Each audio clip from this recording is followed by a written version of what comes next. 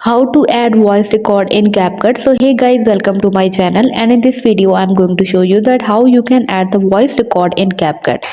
To add the voice recording in the CapCut, you can have to follow some steps. So open the CapCut app and create the new project there. So let me select this project, and after that you will have to tap on the add audio. You can see add audio, so you have to tap right here, and then after that you can select and import the voice recording from your device to it and to your project. So if I tap right here on the sounds, and then after that you will have to select for from your device. So you can see these are your sounds, so you can add any of the audio from there.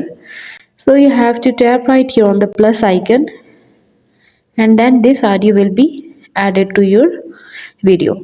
So this is how you can easily add the voice record in CapCut. Hope you guys like my video, and please consider showing your support by commenting, liking, sharing and subscribing to my channel for more valuable content in the future.